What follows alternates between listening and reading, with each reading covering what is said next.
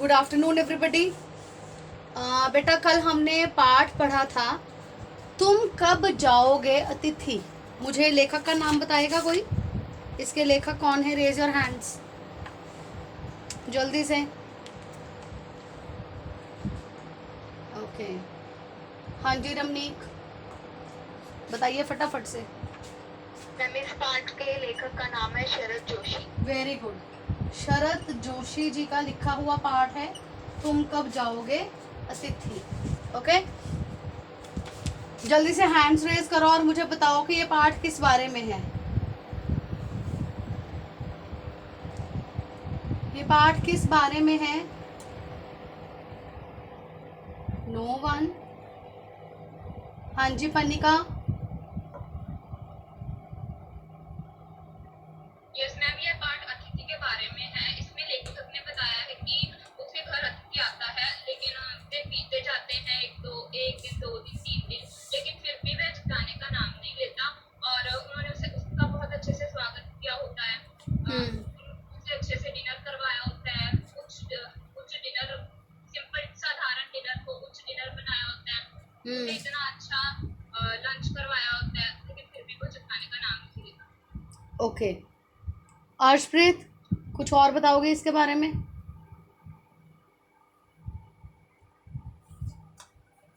अतिथि को कैसा होना चाहिए अर्शप्रीत? अतिथि को कैसा होना चाहिए? इस पाठ से हमें क्या पता चलता है?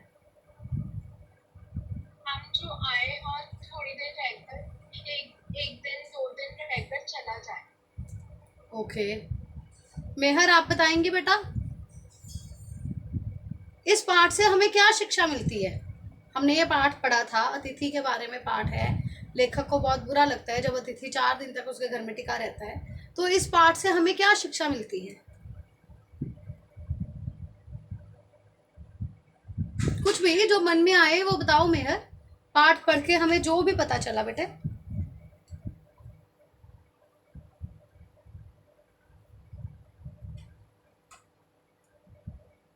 कुछ भी? कुछ नहीं?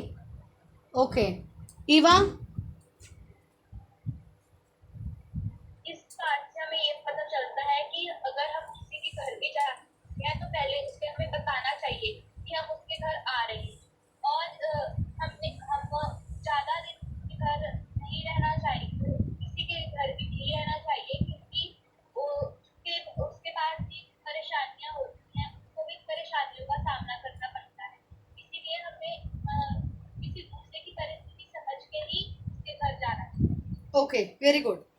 इस पाठ से हमें ये शिक्षा मिलती है कि हमें किसी को पूर्व सूचना दिए बिना उसके घर पर नहीं जाना चाहिए। जब हम किसी के घर जाना चाहते हैं तो हमें उसको पहले से बताना चाहिए कि हम आपके घर आ रहे हैं। दूसरी बात ये पता चलती है कि अगर हम किसी के घर मेहमान बनकर जाते हैं तो हमें उस व्यक्ति की जेब का भी ध्यान रखना चाहिए।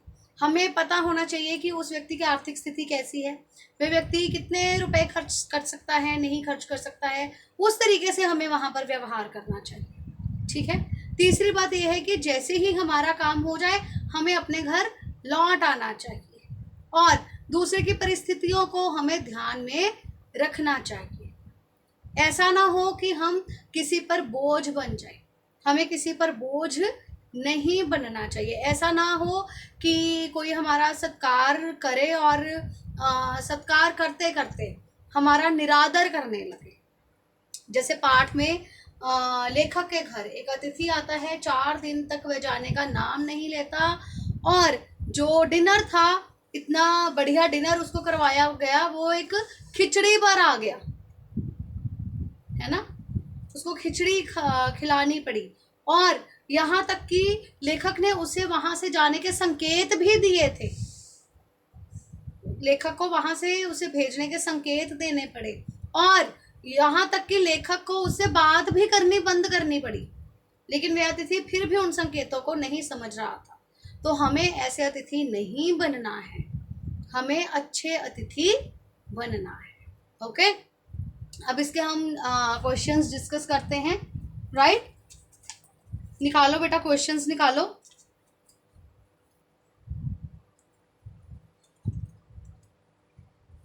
पेज नंबर 39 पर दिए हुए क्वेश्चंस, निम्नलिखित प्रश्नों के उत्तर एक दो पंक्तियों में दीजिए। शॉर्ट आंसर्स हैं। अतिथि कितने दिनों तक लेखक के घर पर रहा है? जल्दी से हाथ खड़े करते जाओ। हाँ जी नवनूर।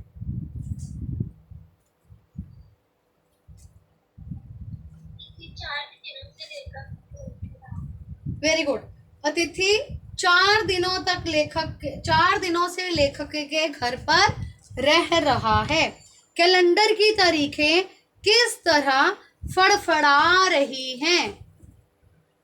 कैलेंडर की तारीखें किस तरह फड़फड़ा रही हैं? लीजा,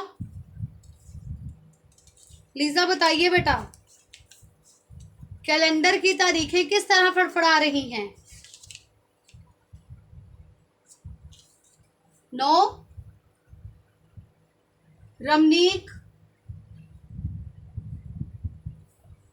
यस मैम, कैलेंडर की तारीखें अपनी सीमा में नम्रता से फड़फड़ा रही वेरी गुड। अपनी सीमा में नम्रता से फड़फड़ा रही हैं। ओके, सीमा में नम्रता से फड़फड़ा रही हैं। नेक्स्ट क्वेश्चन इज, पति पत्नी ने मेहमान का स्वागत कैसे किया? पति पत्नी ने मेहमान का स्वागत कैसे किया? गगनदीप आप बताएंगे बेटा? गगनदीप?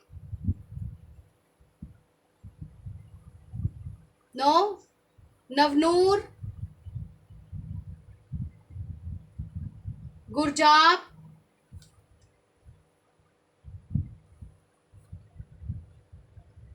आर्यन? ब्रिजेश? रिधिका? एनीबडी? क्लास में सिर्फ ये 2-3 लड़कियां हैं जो हर क्वेश्चन का आंसर देती हैं, बाकी सब पता नहीं कहाँ गुम हैं। ना वीडियोस ऑन करते हैं, ना हम किसी क्वेश्चन का आंसर देते हैं, हम गायब हैं क्लास में से। बेटा मैं यहाँ पर सिर्फ इन 2-3 लड़कियों को नहीं पढ़ा रही हूँ, आप सब क्लास का पार्ट हैं, आप सब क्लास में शामिल हैं, सब लोग हिस्सा लीजिए।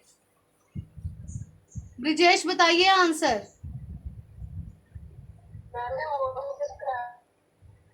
हाँ जी आरुष क्या कह रहे हैं बेटा?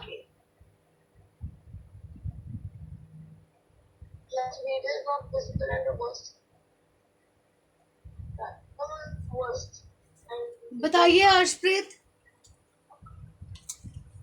पति पत्नी ने मेहमान का स्वागत प्रसन्नतापूर्वक किया।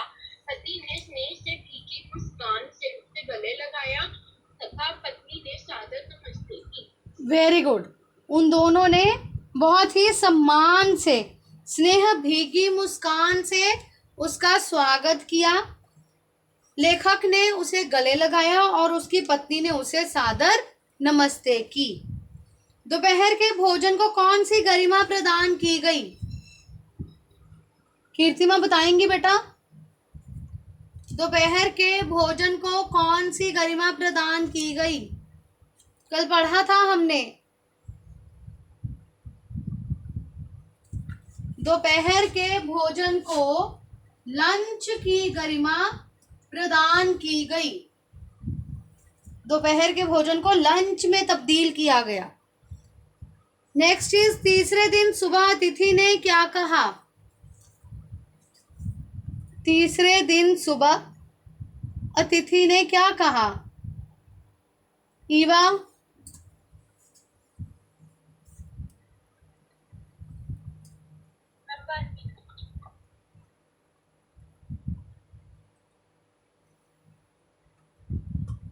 रमनीक? यस मैम, तीसरे दिन अतिथि ने धोबी से कपड़े धुलवाने की बात कही। Very good. तीसरे दिन अतिथि ने धोबी से कपड़े धुलवाने की बात कही। सत्कार की ऊष्मा समाप्त होने पर क्या हुआ? अनिका? सत्कार की ऊष्मा समाप्त होने पर क्या हुआ? अनिका बताइए बेटा।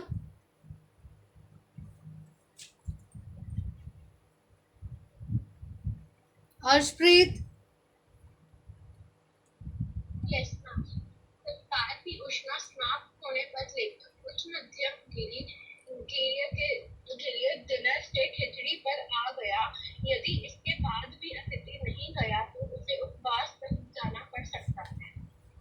पढ़ सकता था। अब पास्ट टेंस में बात करेंगे बेटा। क्वेश्चन पास्ट टेंस में है ना, क्या हुआ था, तो हम वैसे ही बात करेंगे। सत्कार की ऊष्मा समाप्त होने पर डिनर खिचड़ी में बदल गया था, और अगर अभी भी अतिथि वहां से नहीं जाता तो यह उपवास में बदल सकता था। ओके,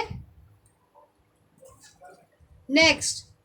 लेखक अतिथि को कैसी विदाई देना चाहता था?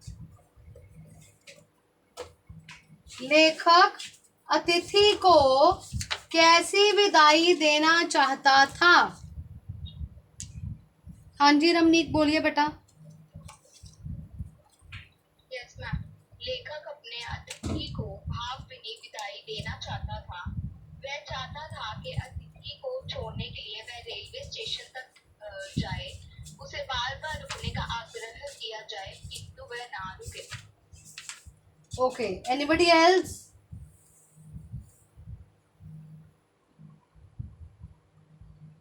No one? अर्शप्रीत, गुरजाप, ईवा, कीर्तिमा, पनिका, आप में से कोई?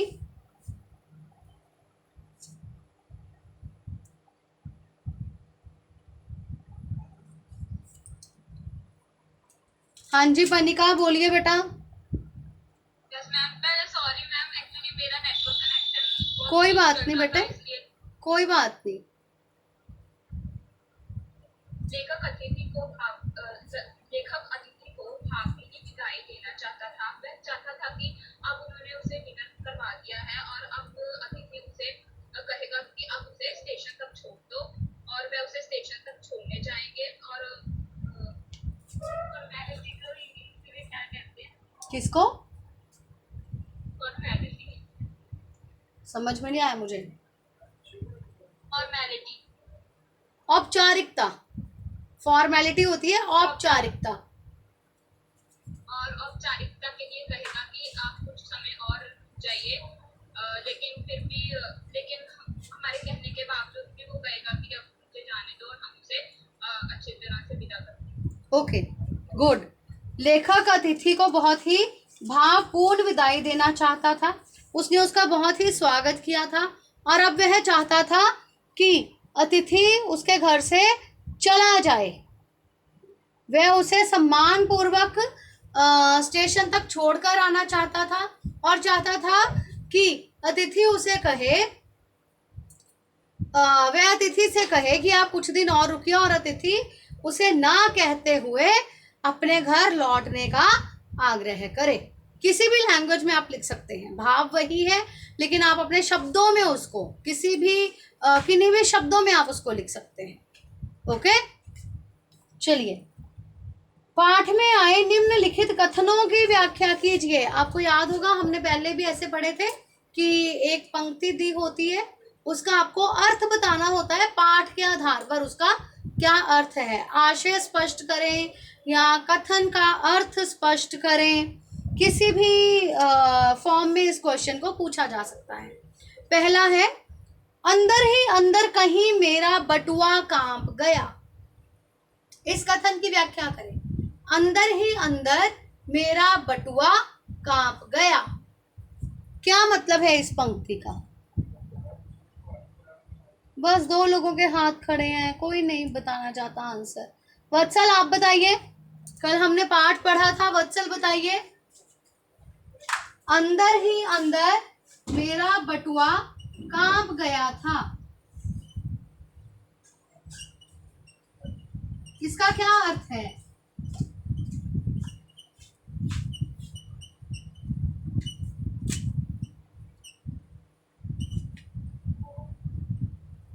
जो लोग अपनी वीडियोस ऑन नहीं कर रहे हैं और आंसर्स नहीं दे रहे हैं, उनके घर पर कॉल्स की जाएंगी। हाँ जी मेहर बताइए बेटा।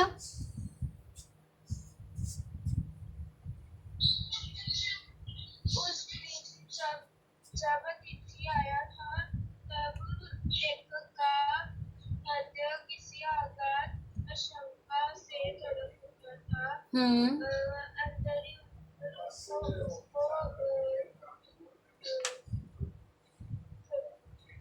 उसको लग रहा था कि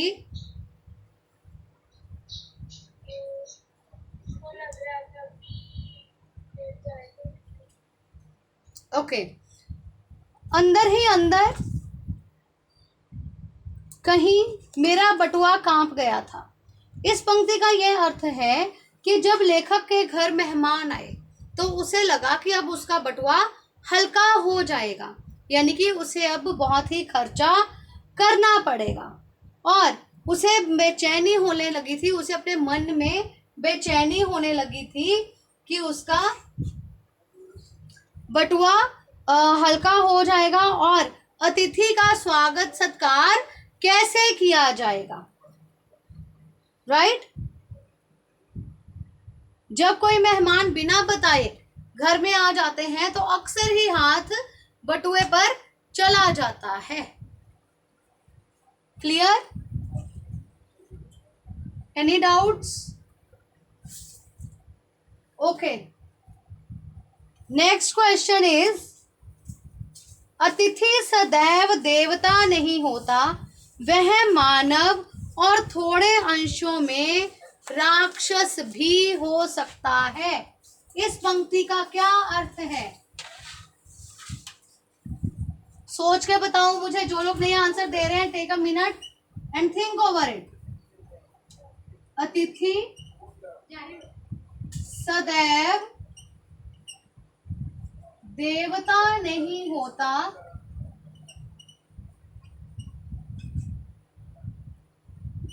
अतिथि सदैव देवता नहीं होता, वह मानव और थोड़े अंशों में राक्षस भी हो सकता है।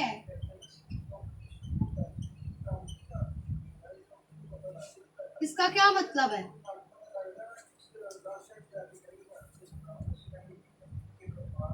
हाँ जी बनिका।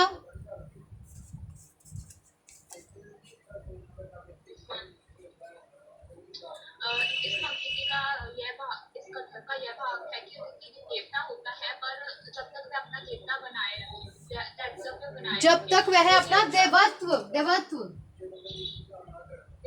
बनाए रखे। यदि अतिथि अगले दिन वापस नहीं जाता और मेजबान के लिए पीड़ा का कारण बनने लगता है तो मनुष्य ना रहकर वो राक्षस नजर आने लगता है। देवता कभी किसी के दुख का कारण नहीं। Okay, very good, very good. इस पंक्ति का अर्थ ये है कि जब तक कोई व्यक्ति एक अच्छे अतिथि के रूप में रहता है तो वह एक देवता की तरह लगता है। अर्थात जब तक उसका देवत्व बना रहता है, तब तक, जब तक वह अपना देवत्व बनाए रखता है तब तक वह अच्छा लगता है।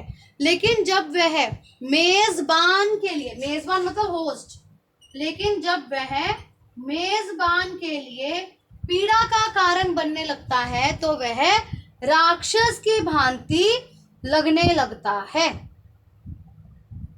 ठीक है?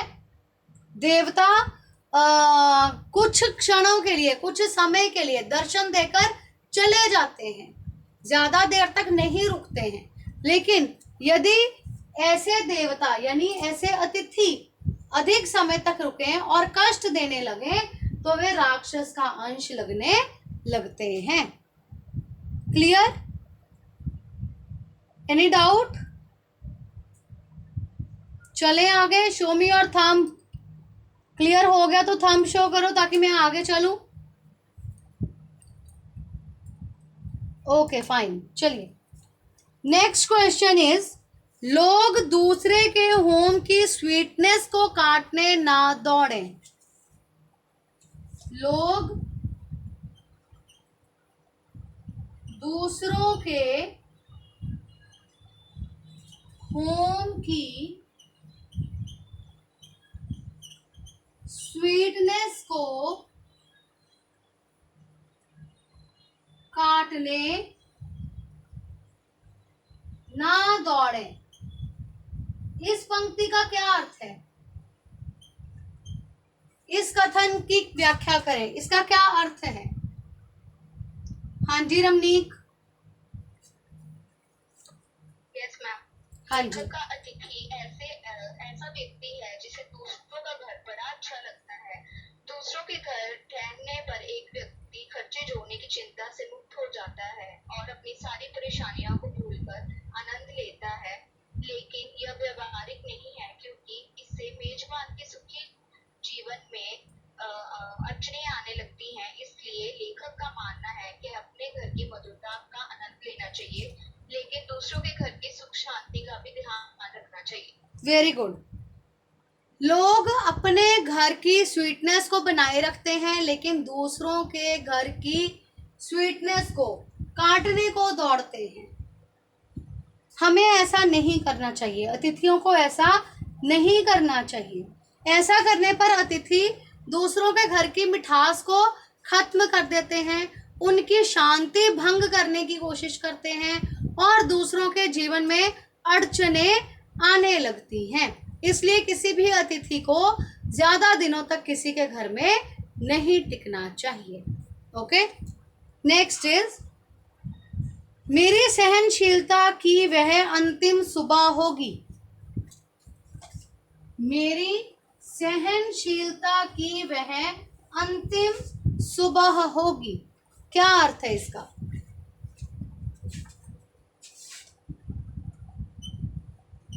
अर्शप्रीत बताइए बेटा। मेरी सहनशीलता की वह अंतिम सुबह होगी।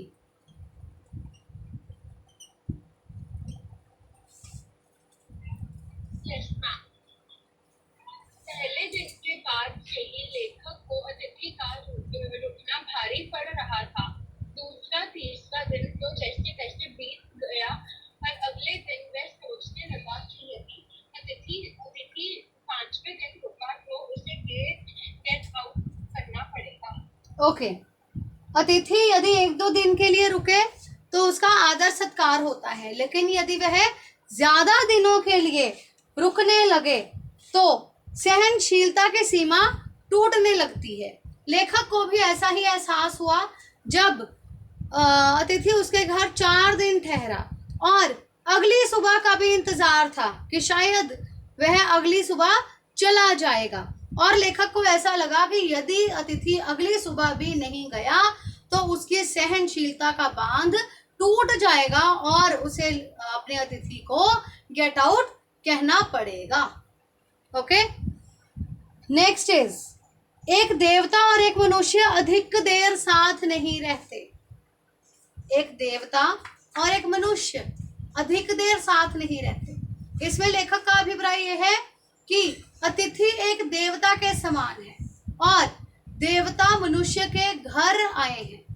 अतिथि के रूप में देवता उसके घर आए हैं, लेकिन मनुष्य और देवता अधिक देर तक नहीं रहते। देवता कुछ क्षणों के लिए, कुछ समय के लिए दर्शन देकर चले जाते हैं, लेकिन यदि वह अतिथि अपने देवत्व को छोड़कर ज्यादा देर वहां रहे तो वह अतिथि अच्छा नहीं लगता और वह देवता के रूप में नजर नहीं आता है।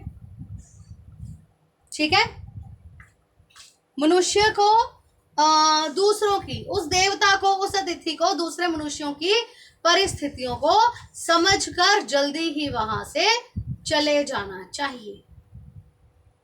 Clear? Is it clear? Show me your thumb if it is clear. Show me your thumb if it is clear. Everybody clear? Okay, fine. चलिए, नेक्स्ट इज कौन सा आघात अप्रत्याशित था और उसका लेखक पर क्या प्रभाव पड़ा? कौन सा आघात अप्रत्याशित था। आघात मतलब हमला, अप्रत्याशित मतलब जिसके बारे में सोचा ही नहीं था। कौन सा आघात अप्रत्याशित था और उसका लेखक पर क्या प्रभाव पड़ा?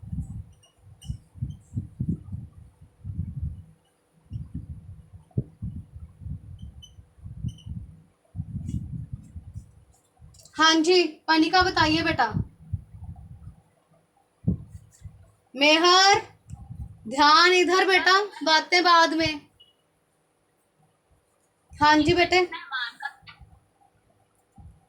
तीसरे दिन में मेहमान का यह कहना कि वह धोबी से कपड़े धुलवाना चाहता है एक अप्रत्याशित आघात था। यह फरमाइश एक ऐसी चोट के समान थी जिसका लेखक ने आशा नहीं की थी। इस चोट का लेखक पर यह प्रभाव पड़ा कि वह अतिथि को राक्षस की तरह मानने लगा था। उसके मन में अतिथि के प्रति सम्मान की बजाय